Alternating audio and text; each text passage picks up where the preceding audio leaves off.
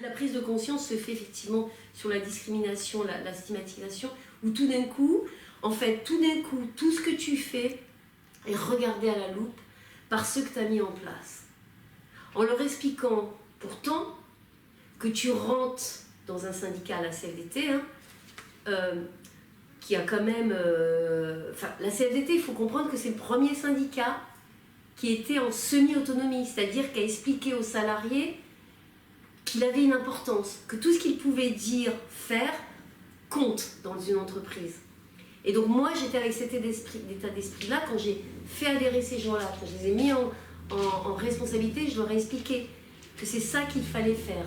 Ils étaient là pour ça, pour transmettre cette idée-là. Et tout d'un coup, ces gens-là vont regarder ton travail. Et moi, je dis, mais qu'est-ce qui se passe, quoi? Non, mais ce serait bien qu'on sache quand même ce que tu fais. Ben, vous le savez, puisque vous êtes issus de ça. Donc, vous connaissez mon travail. Non, c'était... Et puis, les espaces de réunion tournaient plus qu'autour de ça. Ça devenait, quand on regarde les ordres du jour, c'est très clair, le développement, donc moi. Le planning, les résultats, alors que les résultats, ils étaient par exemple probants, tu pars de moins et tu arrives à plus de 300 adhérents. Ça, c'est chiffré, tu peux pas le remettre en question.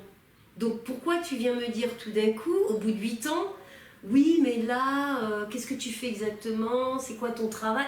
Mais il est là mon travail, tu le vois, puisque quand je rentre toutes les semaines, je te ramène des adhésions, je te ramène les dossiers qui vont mal, je te ramène des gens qui vont dire, bah oui, moi je veux bien participer à tel groupe de travail.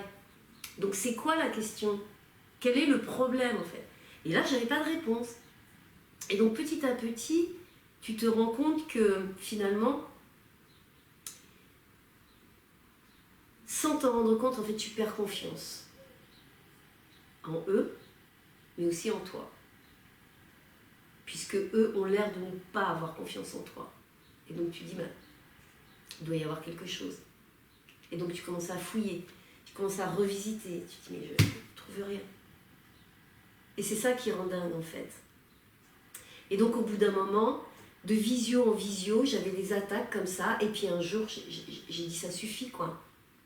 Faut arrêter maintenant, le shame bashing, ça suffit. Et donc, à mesure que le temps passe, tu t'enfonces dans du sable mouvant, et plus tu t'agites, c'est-à-dire plus tu essayes de te défendre, et plus tu es attaqué.